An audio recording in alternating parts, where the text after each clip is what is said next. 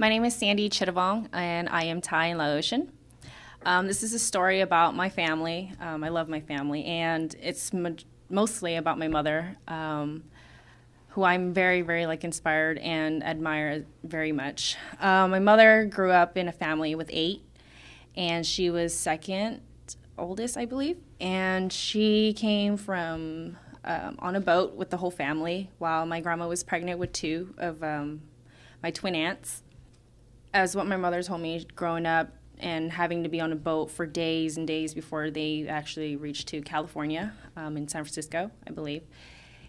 She would tell me stories that she'll hear people screaming, crying, and I mean while they're sleeping over in the jungle, they'll be hearing people getting killed, shotguns, or shooting, and so it's traumatizing for my grandmother. My father is really well known here in the city here of San Jose. He actually put an organization, the Lao community, and he's the president of holding all the Lao community and for people from refugee or from ICE, that's what they refer to to find jobs and a place to stay. He'll have them network with other people, other Laos refugees or Thai, so they can work together as a community. My mother, since this is a story about my mother is a very strong woman, very, very out front. I don't know how to explain it about her, but she worked very, very hard. She used to work at Adidas at the factory.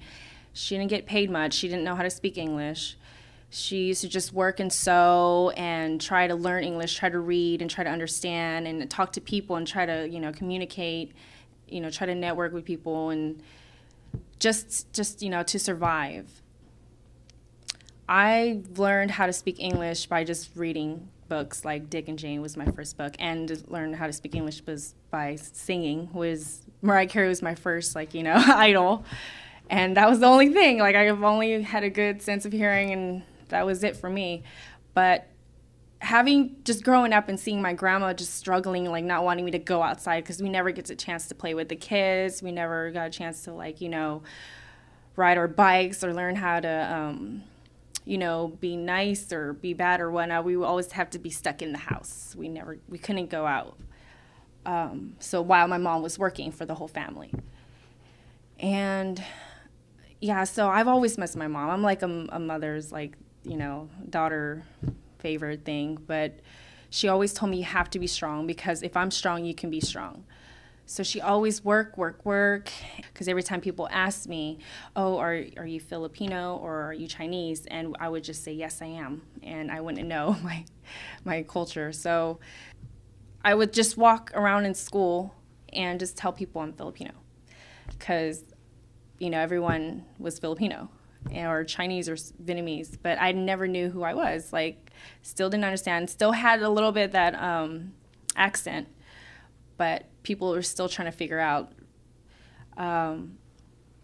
So for me, I always wanted to try to be like everybody, didn't know who I really wanted to, what I wanted to do in my life. And I remember the kids having lunch boxes, and I used to just eat my food, leftovers, out of a foil. And it was embarrassing. It was really embarrassing to me. But I always try to ask my mom, Mom, can you buy me a lunchbox? Because I really want to be like the kids. And she's like, oh, I don't have time to buy you a lunchbox. I have to work. I have to work and work, for you to sleep, to eat, and just play around the house, because since she still never let us out. Family was important to her. Having a roof over her head was important to her. She fought a lot, even when people discriminate her, even when people say that, you can't be in this workforce because you need to understand everything. If they were to hand her a piece of paper and ask her, oh, you need to sign this, and they know that she would not understand, she would try to read and read and read, but then she'll think that it's good. Because, my mom would take care of anything and she would believe him. But she would try to understand for herself. It's kind of depressing because she look at us and she wants us to keep going to school and having to understand everything in life, because it's hard, even when you come from or a third world country, or just, in general. You have to work very hard, and you have to understand how no one's not going to be there for you, And like I said, when I was growing up and just seeing her struggle and struggle every single day, she just still has this strength that I'm like, I can't believe that she pushes, and it makes me want to push more in my career, in my life.